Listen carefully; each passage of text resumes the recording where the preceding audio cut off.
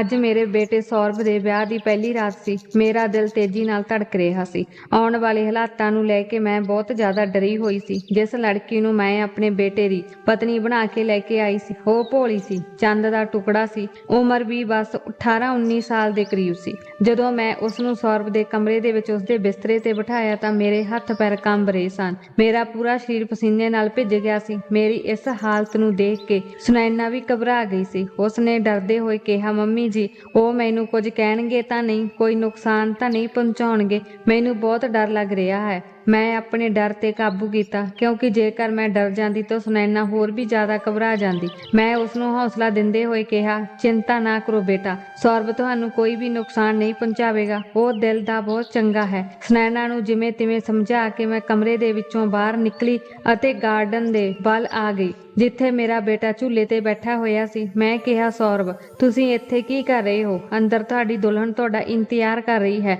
ਮੇਰੀ ਇਸ ਗੱਲ ਤੇ ਉਹ ਕੁਝ ਸਮੇਂ ਦੇ ਲਈ ਮੈਨੂੰ ਦੇਖਦਾ ਰਿਹਾ ਅਤੇ ਫਿਰ ਅਚਾਨਕ ਤਾੜੀ ਵਜਾ ਕੇ ਜ਼ੋਰ-ਜ਼ੋਰ ਦੀ ਹੱਸਣ ਲੱਗਿਆ। ਮੰਮੀ, ਮੇਰੀ ਨਵੀਂ ਦੁਲਹਨ ਆਈ ਹੈ। ਅੱਜ ਮੈਂ ਬਹੁਤ ਖੁਸ਼ ਹਾਂ।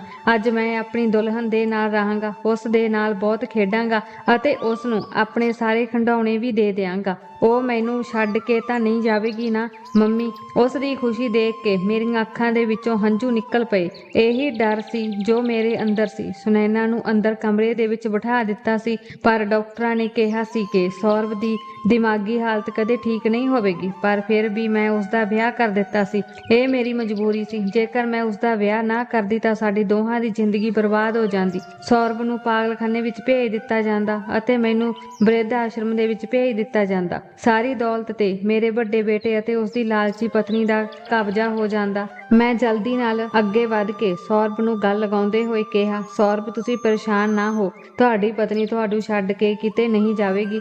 ਬਸ ਤੁਸੀਂ ਉਸ ਨੂੰ ਦੁੱਖ ਨਾ ਪਹੁੰਚਾਇਓ। ਜੇਕਰ ਤੁਸੀਂ ਉਸ ਨੂੰ ਦੁੱਖ ਪਹੁੰਚਾਇਆ ਤਾਂ ਉਹ ਹਮੇਸ਼ਾ ਦੇ ਲਈ ਚਲੀ ਜਾਵੇਗੀ। ਮੇਰੀ ਇਸ ਗੱਲ ਤੇ ਸੌਰਵ ਡਰ ਗਿਆ ਸੀ। ਉਸਨੇ ਕਿਹਾ, ਨਹੀਂ ਮੰਮੀ, ਮੈਂ ਉਸ ਨੂੰ ਕਦੇ ਦੁੱਖ ਨਹੀਂ ਪਹੁੰਚਾਵਾਂਗਾ, ਬਲਕਿ ਆਪਣੀਆਂ ਸਾਰੀਆਂ ਚਾਕਲੇਟਸ ਵੀ ਉਸ ਨੂੰ ਦੇ ਦਿਆਂਗਾ। ਬਸ ਉਹ ਮੈਨੂੰ ਛੱਡ ਕੇ ਨਾ ਜਾਵੇ। ਮੈਂ ਉਸ ਨੂੰ ਤਸੱਲੀ ਦਿੱਤੀ ਅਤੇ ਉਸਦਾ ਹੱਥ ਫੜ ਕੇ ਕਮਰੇ ਦੇ ਦਰਵਾਜ਼ੇ ਤੱਕ ਲੈ ਗਈ। ਮੈਂ ਕਿਹਾ, ਤੁਹਾਡੀ ਦੁਲਹਨ ਅੰਦਰ ਬੈਠੀ ਹੈ, ਉਹ ਤੁਹਾਡਾ ਹੀ ਇੰਤਜ਼ਾਰ ਕਰ ਰਹੀ ਹੈ। ਫਿਰ ਮੈਂ ਆਪਣੇ ਪੱਲੇ ਦੇ ਵਿੱਚੋਂ ਛੋਟੀ ਜਿਹੀ ਡੱਬੀ ਕੱਢੀ ਅਤੇ ਉਸ ਨੂੰ ਦੇ ਦਿੱਤੀ ਅਤੇ ਉਸ ਨੂੰ ਕਿਹਾ ਕਿ ਇਹ ਆਪਣੀ ਦੁਲਹਨ ਨੂੰ ਦੇ ਦੇਵੀਂ, ਇਹ ਇੱਕ ਤੋਹਫਾ ਹੈ। ਮੇਰੇ ਬੇਟੇ ਨੇ ਉਹ ਡੱਬੀ ਹੱਥ ਦੇ ਵਿੱਚ ਲਈ ਅਤੇ ਖੁਸ਼ ਹੋ ਕੇ ਅੰਦਰ ਚਲਾ ਗਿਆ। ਮੈਂ ਬਾਹਰ ਪਰਮਾਤਮਾ ਅੱਗੇ ਪ੍ਰਾਰਥਨਾ ਕਰਨ ਲੱਗੀ ਕਿ ਪਰਮਾਤਮਾ, ਮੇਰੇ ਬੱਚੇ ਨੂੰ ਖੁਸ਼ ਰੱਖਣਾ। ਮੈਂ ਕੋਈ ਖੁਦਗਰਜ਼ ਔਰਤ ਨਹੀਂ ਸੀ ਕਿ ਇੱਕ ਸਿੱਧੀ ਸਾਦੀ ਲੜਕੀ ਦਾ ਵਿਆਹ ਆਪਣੇ ਬਿਮਾਰ ਬੇਟੇ ਨਾਲ ਕਰ ਦਿੱਤਾ ਸੀ। ਮੈਂ ਜੋ ਕੁਝ ਵੀ ਕੀਤਾ ਸੀ ਉਹ ਉਸ ਲੜਕੀ ਅਤੇ ਉਸਦੇ ਪਰਿਵਾਰ ਦੇ ਨਾਲ ਗੱਲਬਾਤ ਕਰਨ ਤੋਂ ਬਾਅਦ ਹੀ ਕੀਤਾ ਸੀ।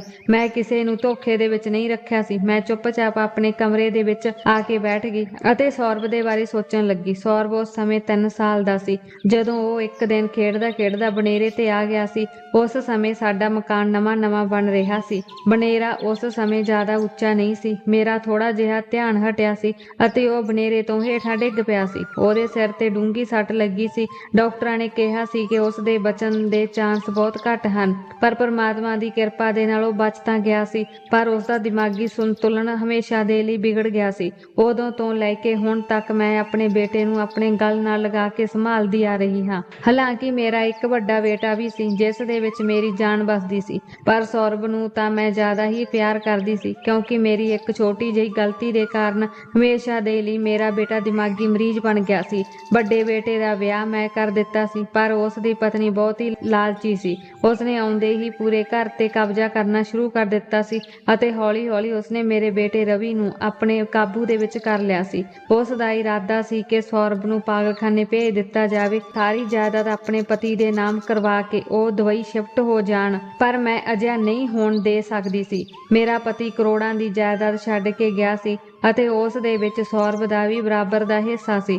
ਇਸ ਕਰਕੇ ਮੈਂ ਸੌਰਵ ਦੇ ਲਈ ਇੱਕ ਪਤਨੀ ਚੁਣੀ ਸੀ, ਇੱਕ ਅਜਿਹੀ ਲੜਕੀ ਜਿਸ ਨੂੰ ਬਸ ਆਪਣਾ ਢਿੱਡ ਪਾਲਣ ਦੇ ਲਈ ਰੋਟੀ ਚਾਹੀਦੀ ਸੀ। ਉਹ ਗਰੀਬੀ ਦੇ ਨਾਲ ਲੜ ਰਹੀ ਸੀ। ਮੈਂ ਸੋਚਿਆ ਸੀ ਕਿ ਉਸ ਦੇ ਸਾਰੇ ਸ਼ੌਂਕ ਪੂਰੇ ਹੋ ਜਾਣਗੇ ਤੇ ਮੇਰੇ ਬੇਟੇ ਨੂੰ ਵੀ ਇੱਕ ਸਾਥੀ ਮਿਲ ਜਾਵੇਗਾ ਅਤੇ ਉਹਨਾਂ ਦੋਨਾਂ ਦੇ ਸਹਾਰੇ ਮੈਂ ਵੀ ਆਪਣੀ ਜ਼ਿੰਦਗੀ ਗੁਜ਼ਾਰ ਲਵਾਂਗੀ। ਪਰ ਮੈਨੂੰ ਨਹੀਂ ਪਤਾ ਸੀ ਕਿ ਮੈਂ ਆਪਣੀ ਜ਼ਿੰਦਗੀ ਦੇ ਲਈ ਕੀ ਮੁਸ਼ਕਲਾਂ ਖੜੀਆਂ ਕਰ ਰਹੀ ਸੀ। ਮੈਂ ਸੌਰਵ ਦਾ ਵਿਆਹ ਕਦੇ ਨਾ ਕਰਦੀ ਜੇਕਰ ਮੇਰੀ ਵੱਡੀ ਬਹੂ ਮੈਨੂੰ ਉਹ ਡਰਾਉਣ ਵਾਲੀ ਖਬਰ ਨਾ ਸੁਣਾਉਂਦੀ ਮੈਨੂੰ ਚੰਗੀ ਤਰ੍ਹਾਂ ਉਹ ਦਿਨ ਯਾਦ ਹੈ ਜਦੋਂ ਮੇਰੀ ਵੱਡੀ ਬਹੂ ਮੇਰੇ ਕੋਲ ਆਈ ਸੀ। ਉਹ ਆਪਣੀ 4 ਸਾਲ ਦੀ ਬੇਟੀ ਦਾ ਹੱਥ ਫੜ ਕੇ ਮੇਰੇ ਕੋਲ ਆਈ ਸੀ। ਉਹ ਆਪਣੀਆਂ ਲਾਲ ਲਾਲ ਅੱਖਾਂ ਦੇ ਨਾਲ ਮੈਨੂੰ ਗੁੱਸੇ ਨਾਲ ਘੂਰ ਰਹੀ ਸੀ ਅਤੇ ਬੋਲੀ, ਅੱਜ ਆ ਜਾਵੇ ਮੇਰਾ ਪਤੀ। ਮੈਂ ਰਵੀ ਨੂੰ ਕਹਿਣਾ ਹੈ ਕਿ ਅਸੀਂ ਇਹ ਘਰ ਛੱਡ ਕੇ ਚਲੇ ਜਾਂਦੇ ਹਾਂ। ਮੈਂ ਨਹੀਂ ਰਹਿਣਾ ਇਸ ਘਰ ਦੇ ਵਿੱਚ ਜਿੱਥੇ ਤੁਹਾਡਾ ਪਾਗਲ ਬੇਟਾ ਰਹਿੰਦਾ ਹੈ। ਮੈਂ ਕਿਹਾ, ਬਹੂ ਆਖਰਕਾਰ ਗੱਲ ਕੀ ਹੋ ਗਈ? ਇੰਨਾ ਪਰੇਸ਼ਾਨ ਕਿਉਂ ਹੋ ਅਤੇ ਅਜਿਹੀਆਂ ਗੱਲਾਂ ਕਿਉਂ ਕਰ ਰਹੇ ਹੋ? ਪੂਜਾ ਬੇਟਾ ਦੱਸੋ ਤਾਂ ਸਹੀ,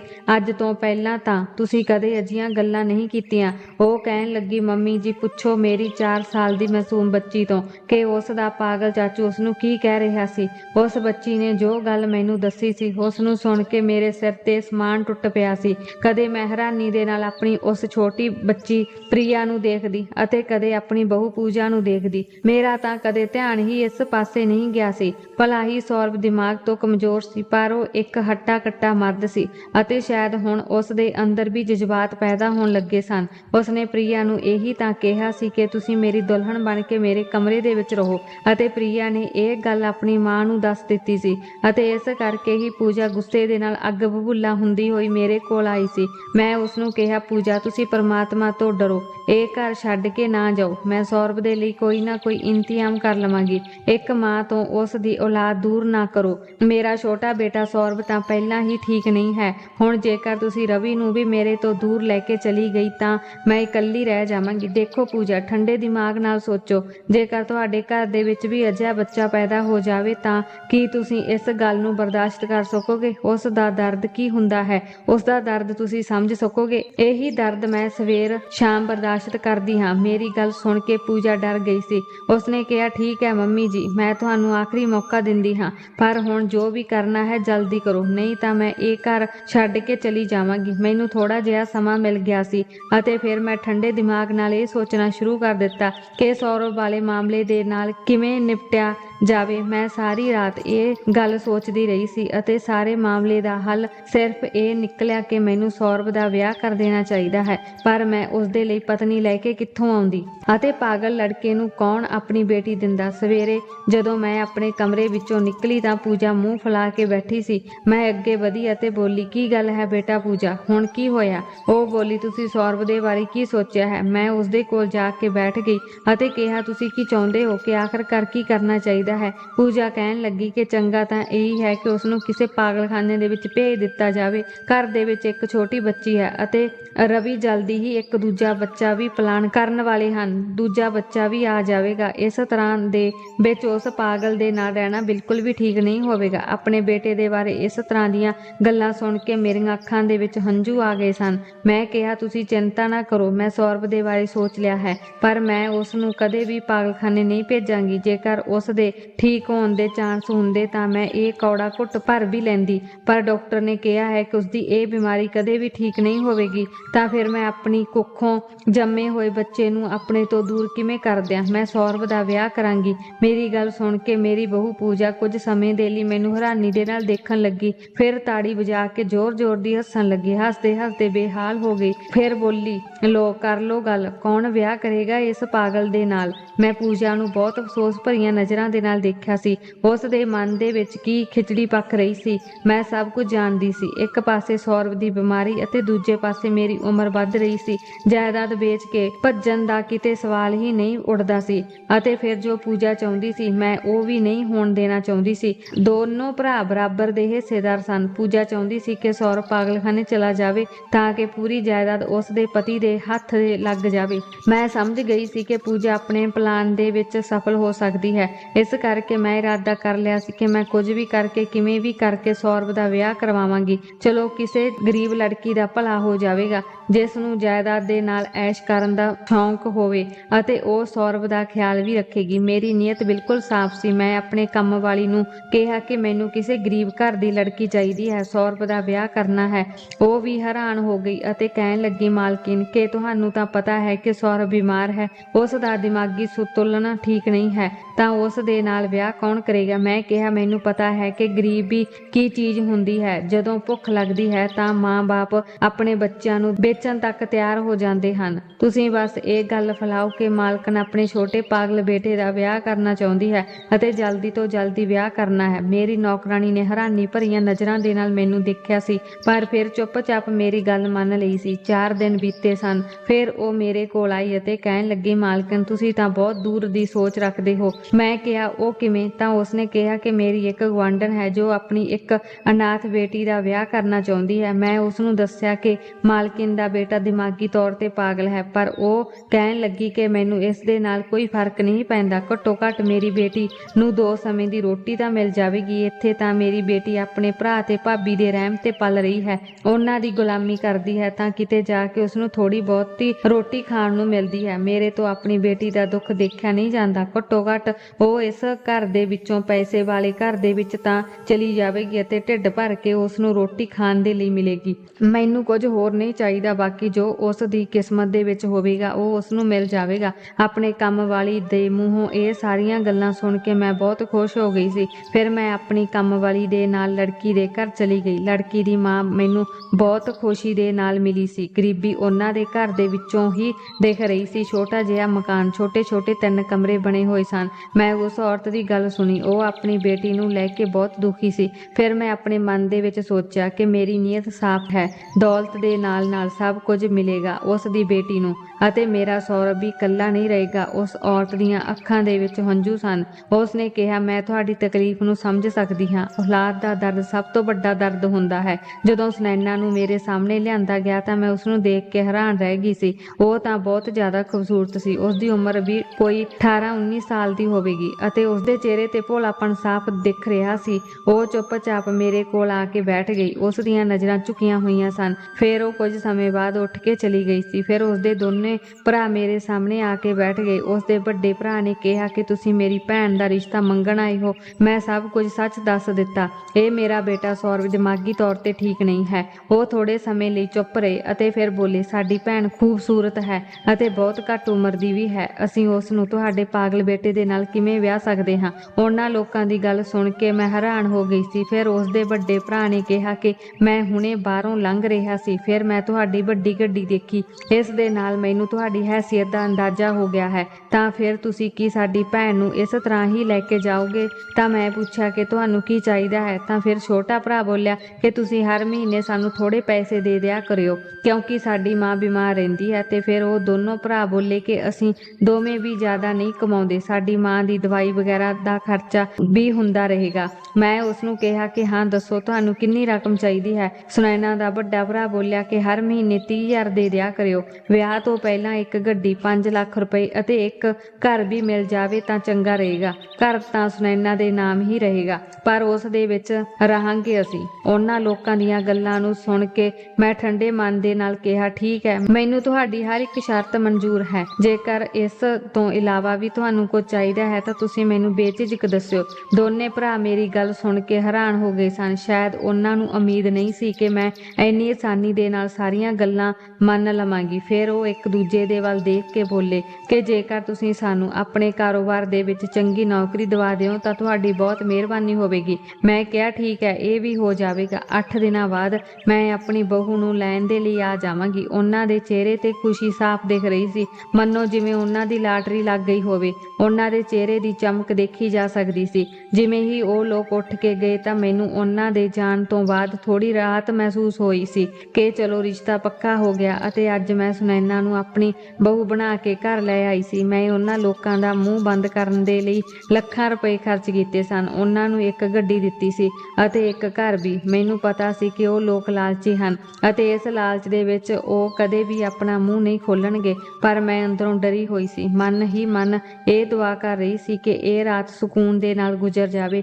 ਜਿਵੇਂ ਹੀ ਸਵੇਰ ਹੋਈ ਮੈਂ ਭੱਜ ਕੇ ਬਾਹਰ ਆਈ ਅਤੇ ਦਰਵਾਜ਼ਾ ਖੜਕਾਇਆ। ਸੁਨੈਨਾ ਨੇ ਹੀ ਦਰਵਾਜ਼ਾ ਖੋਲ੍ਹਿਆ ਸੀ ਅਤੇ ਉਸਦੀ ਹਾਲਤ ਦੇਖ ਕੇ ਮੈਂ ਡਰ ਗਈ, ਕਿਉਂਕਿ ਉਸਦੇ ਪੂਰੇ ਸਰੀਰ ਤੇ ਨਿਸ਼ਾਨ ਪਏ ਹੋਏ ਸਨ। ਮੈਂ ਬੁਰੀ ਤਰ੍ਹਾਂ ਘਬਰਾ ਗਈ ਸੀ। ਜਦੋਂ ਕਿ ਸੌਰਵ ਬੇਖਬਰ ਸੌਂ ਰਿਹਾ ਸੀ, ਸੁਨੈਨਾ ਮੇਰੇ ਗਲ ਲੱਗ ਕੇ ਉੱਚੀ ਉੱਚੀ ਰੋਣ ਲੱਗੀ। ਮੈਂ ਉਸ ਨੂੰ ਆਪਣੀਆਂ ਬਾਹਾਂ ਦੇ ਵਿੱਚ ਕੱਸ ਲਿਆ ਅਤੇ ਉਸ ਨੂੰ ਲੈ ਕੇ ਬਾਹਰ ਆ ਗਈ। ਮੈਨੂੰ ਸ਼ਰਮਿੰਦਗੀ ਮਹਿਸੂਸ ਹੋ ਰਹੀ ਸੀ ਕਿ ਕਿਤੇ ਮੈਂ ਆਪਣੇ ਫਾਇਦੇ ਅਤੇ ਆਪਣੇ ਬੇਟੇ ਦੇ ਲਈ ਸੁਨੈਨਾ ਦੀ ਮਾਸੂਮ ਜ਼ਿੰਦਗੀ ਨੂੰ ਬਰਬਾਦ ਤਾਂ ਨਹੀਂ ਕਰ ਦਿੱਤਾ। ਮੈਂ ਉਸ ਨੂੰ ਸੰਭਾਲਦੇ ਹੋਏ ਕਿਹਾ, ਸੁਨੈਨਾ ਬੇਟੀ, ਆਪਣੇ ਆਪ ਨੂੰ ਸੰਭਾਲਣ ਦੀ ਕੋਸ਼ਿਸ਼ ਕਰੋ, ਹੌਲੀ ਹੌਲੀ ਸਭ ਕੁਝ ਠੀਕ ਹੋ ਹੋ ਜਾਵੇਗਾ। ਮੇਰੀਆਂ ਗੱਲਾਂ ਤੇ ਸੁਨੈਨਾ ਨੇ ਸਿਰ ਹਿਲਾ ਦਿੱਤਾ ਅਤੇ ਕਿਚਨ ਦੇ ਵੱਲ ਜਾਣ ਲੱਗੀ। ਜਦੋਂ ਉਹ ਸਾਰਿਆਂ ਦੇ ਲਈ ਨਾਸ਼ਤਾ ਬਣਾਉਣ ਲੱਗੀ ਤਾਂ ਮੈਂ ਉਸ ਨੂੰ ਰੋਕ ਦਿੱਤਾ। ਮੈਂ ਕਿਹਾ, ਇਹ ਸਭ ਕੰਮ ਤੁਸੀਂ ਨਹੀਂ ਕਰੋਗੇ, ਇਸ ਦੇ ਲਈ ਸਾਰੇ ਨੌਕਰ ਹਨ। ਤੁਸੀਂ ਬਸ ਆਰਾਮ ਕਰੋ ਅਤੇ ਆਪਣਾ ਖਿਆਲ ਰੱਖੋ। ਮੇਰੀ ਇਸ ਗੱਲ ਨੂੰ ਸੁਣ ਕੇ ਸੁਨੈਨਾ ਥੋੜਾ ਖੁਸ਼ ਹੋ ਗਈ ਸੀ, ਪਰ ਰਾਤਾਂ ਇਸ ਤਰ੍ਹਾਂ ਹੀ ਕੱਟਣ ਲੱਗੀਆਂ ਸਨ।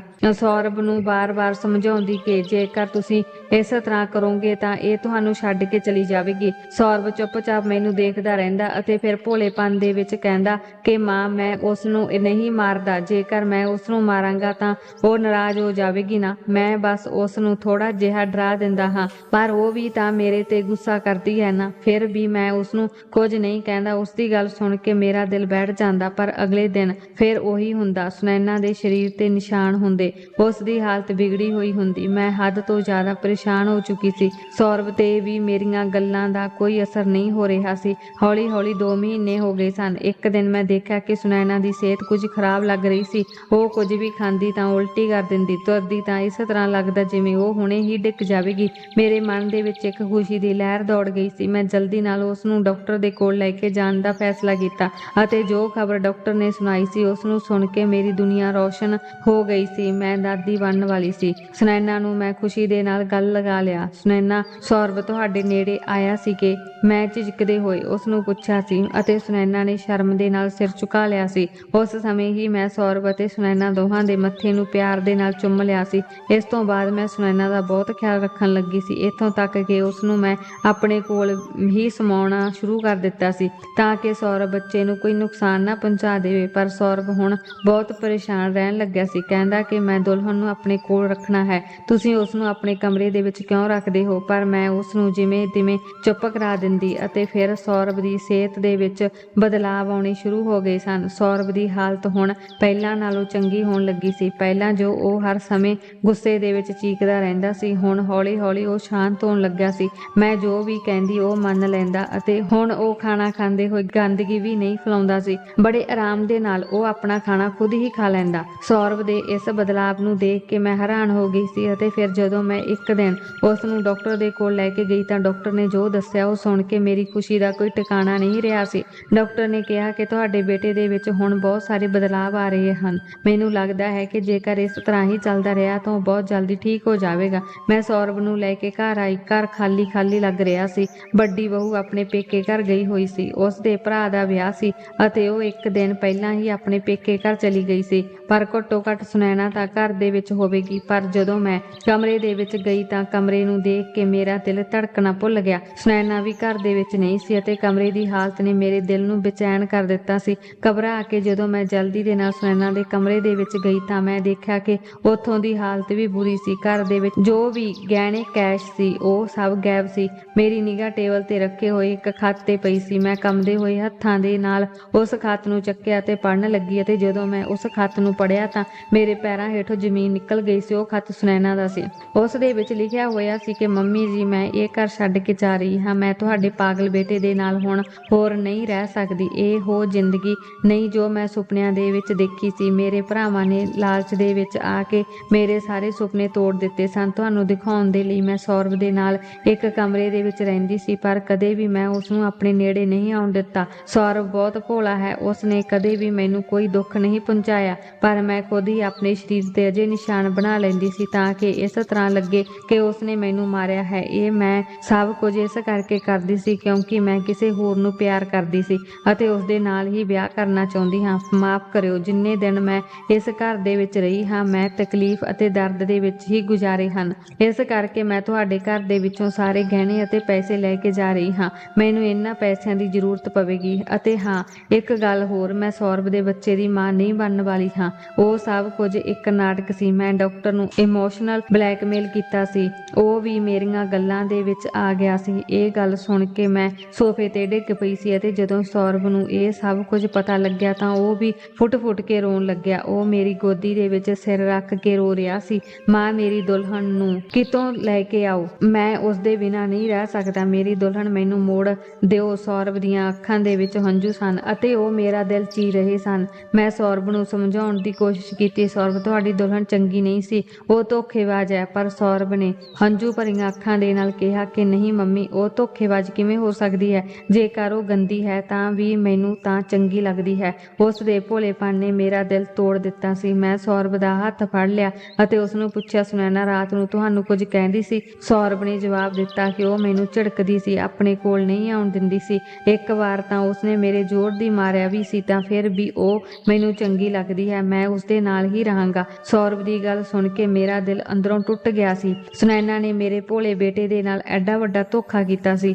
ਪਰ ਫਿਰ ਵੀ ਉਹ ਉਸੇ ਦੇ ਪਿਆਰ ਦੇ ਵਿੱਚ ਪਾਗਲ ਸੀ। ਮੈਂ ਆਪਣੇ ਆਪ ਤੇ ਵੀ ਗੁੱਸਾ ਕੀਤਾ ਕਿ ਮੈਂ ਕਿਵੇਂ ਉਸ ਲੜਕੀ ਤੇ ਇੰਨਾ ਭਰੋਸਾ ਕੀਤਾ, ਉਸ ਨੂੰ ਆਪਣਾ ਮੰਨਿਆ। ਪਰ ਸ਼ਾਇਦ ਇਹ ਪਰਮਾਤਮਾ ਦੇ ਵੱਲੋਂ ਮੈਨੂੰ ਸਜ਼ਾ ਮਿਲੀ ਸੀ ਕਿ ਉਹ ਸਾਨੂੰ ਛੱਡ ਕੇ ਚਲੀ ਗਈ ਸੀ। ਹੌਲੀ ਹੌਲੀ ਸੌਰਵ ਦੀ ਹਾਲਤ ਫਿਰ ਤੋਂ ਵਿਗੜਨ ਲੱਗੀ ਸੀ। ਉਹ ਪਹਿਲਾਂ ਦੀ ਤਰ੍ਹਾਂ ਅਜੀਬ ਹਰਕਤਾਂ ਕਰਨ ਲੱਗਿਆ ਸੀ। ਮਹੀਨਿਆਂ ਤੱਕ ਇਹੀ ਚੱਲਦਾ ਰਿਹਾ। ਇੱਕ ਦਿਨ ਜਦੋਂ ਮੈਂ ਸੌਰਵ ਨੂੰ ਹਸਪਤਾਲ ਤੋਂ ਲੈ ਕੇ ਘਰ ਵਾਪਸ ਆ ਰਹੀ ਸੀ ਤਾਂ ਮੈਂ ਹਸਪਤਾਲ ਦੇ ਬਾਹਰ ਕੁਝ ਭਿਖਾਰੀਆਂ ਨੂੰ ਦੇਖਿਆ। ਮੈਂ ਉਹਨਾਂ ਦੀ ਮਦਦ ਦੇ ਲਈ ਉਹਨਾਂ ਨੂੰ ਪੈਸੇ ਦੇਣ ਲੱਗੀ ਤਾਂ ਉਸ ਸਮੇਂ ਹੀ ਮੇਰੀ ਇੱਕ ਲੜਕੀ ਤੇ ਨਿਗਾਹ ਪਈ, ਜਿਸ ਨੇ ਆਪਣਾ ਚਿਹਰਾ ਚਾਦਰ ਦੇ ਨਾਲ ਢਕਿਆ ਹੋਇਆ ਸੀ। ਦਿਲ ਦੇ ਵਿੱਚ ਇੱਕ ਅਜੀਬ ਜਿਹਾ ਸ਼ੱਕ ਪੈਦਾ ਹੋਇਆ, ਪਰ ਉਸ ਸਮੇਂ ਮੈਂ ਹੈਰਾਨ ਹੋ ਗਈ ਜਦੋਂ ਸੌਰਵ ਨੇ ਉਸ ਲੜਕੀ ਦਾ ਹੱਥ ਫੜਿਆ ਅਤੇ ਖੁਸ਼ੀ ਦੇ ਨਾਲ ਚੀਕਿਆ, ਮੰਮੀ ਮੇਰੀ ਦੁਲਹਨ ਮਿਲ ਗਈ ਹੈ। ਉਸਨੇ ਉਸ ਲੜਕੀ ਦਾ ਹੱਥ ਕੱਸ ਕੇ ਫੜਿਆ ਹੋਇਆ ਸੀ, ਬਾਰ-ਬਾਰ ਕਹਿ ਰਿਹਾ ਸੀ, ਤੁਸੀਂ ਮੈਨੂੰ ਛੱਡ ਕੇ ਕਿੱਥੇ ਚਲੇ ਗਏ ਸੀ? ਮੈਂ ਕਿਹਾ, ਸੌਰਵ ਤੁਸੀਂ ਕੀ ਕਰ ਰਹੇ ਹੋ, ਛੱਡੋ ਉਸ ਦਾ ਹੱਥ।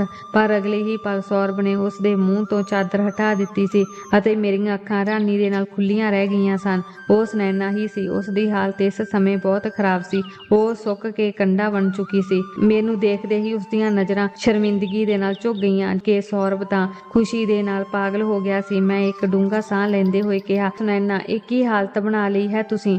ਅਗਲੇ ਹੀ ਪਲ ਸੁਨੈਨਾ ਫੁੱਟ-ਫੁੱਟ ਕੇ ਰੋਂਦੀ ਹੋਈ ਮੇਰੇ ਪੈਰਾਂ 'ਚ ਡਿੱਗ ਗਈ, ਕਹਿਣ ਲੱਗੀ, ਮੰਮੀ ਜੀ ਮੈਨੂੰ ਮਾਫ਼ ਕਰ ਦਿਓ, ਮੈਂ ਬਹੁਤ ਵੱਡੀ ਗਲਤੀ ਕੀਤੀ। ਮੈਂ ਤੁਹਾਡਾ ਅਤੇ ਸੌਰਵ ਦਾ ਦਿਲ ਦੁਖਾਇਆ ਅਤੇ ਮੈਂ ਸਜ਼ਾ ਦੀ ਹੱਕਦਾਰ ਹਾਂ। ਜਿਸ ਲੜਕੇ ਦੇ ਲਈ ਮੈਂ ਤੁਹਾਡੇ ਘਰੋਂ ਭੱਜੀ ਸੀ, ਉਸ ਨੇ ਮੈਨੂੰ ਧੋਖਾ ਦਿੱਤਾ। ਉਸਨੇ ਮੇਰੇ ਨਾਲ ਵਿਆਹ ਦਾ ਵਾਅਦਾ ਕੀਤਾ, ਪਰ ਵਿਆਹ ਕਰਨ ਤੋਂ ਬਾਅਦ ਉਹ ਮੈਨੂੰ ਇੱਕ ਫਲੈਟ ਦੇ ਵਿੱਚ ਲੈ ਗਿਆ ਸੀ। ਉਸਨੇ ਮੇਰੇ ਨਾਲ ਗਲਤ ਕੰਮ ਕਰਨ ਦੀ ਕੋਸ਼ਿਸ਼ ਕੀਤੀ ਅਤੇ ਫਿਰ ਮੈਨੂੰ ਫਸਾ ਕੇ ਛੱਡ ਦੇਣ ਦਾ ਇਰਾਦਾ ਸੀ, ਪਰ ਉਸ ਦੇ ਇਰਾਦਿਆਂ ਨੂੰ ਸਮਝ ਕੇ ਮੈਂ ਉਸ ਰਾਤ ਹੀ ਉੱਥੋਂ ਭੱਜ ਗਈ। ਭੱਜਣ ਤੋਂ ਬਾਅਦ ਮੇਰੇ ਕੋਲ ਕੋਈ ਟਿਕਾਣਾ ਨਹੀਂ ਸੀ, ਮੈਂ ਕਿੱਥੇ ਜਾਂਦੀ, ਮੇਰੇ ਕੁਝ ਸਮਝ ਨਹੀਂ ਆ ਰਿਹਾ ਸੀ। ਫਿਰ ਉਸ ਸਮੇਂ ਮੈਨੂੰ ਇੱਕ ਭਿਖਾਰਨ ਨੇ ਸਹਾਰਾ ਦਿੱਤਾ ਸੀ ਅਤੇ ਮੈਂ ਉਹਦੀ ਝੌਂਪੜੀ ਦੇ ਵਿੱਚ ਰਹਿਣ ਲੱਗੀ ਅਤੇ ਮੈਂ ਵੀ ਹੁਣ ਭੀਖ ਮੰਗ ਕੇ ਆਪਣਾ ਪੇਟ ਭਰ ਰਹੀ ਸੀ। ਸੁਨੈਨਾ ਦੀ ਹਾਲਤ ਦੇਖ ਕੇ ਮੇਰਾ ਦਿਲ ਦੁਖੀ ਹੋ ਗਿਆ। ਮੈਂ ਉਸ ਨੂੰ ਆਪਣੇ ਘਰ ਲੈ ਆਈ ਅਤੇ ਆਪਣੇ ਬੇਟੇ ਦੇ ਲਈ ਉਸ ਨੂੰ ਮਾਫ਼ ਕਰ ਦਿੱਤਾ। ਹੁਣ ਸੁਨੈਨਾ ਵੀ ਪੂਰੀ ਇਮਾਨਦਾਰੀ ਦੇ ਨਾਲ ਇਸ ਘਰ ਨੂੰ ਆਪਣਾ ਘਰ ਮੰਨਣ ਲੱਗੀ ਸੀ, ਸੌਰਵ ਨੂੰ ਆਪਣਾ ਪਤੀ।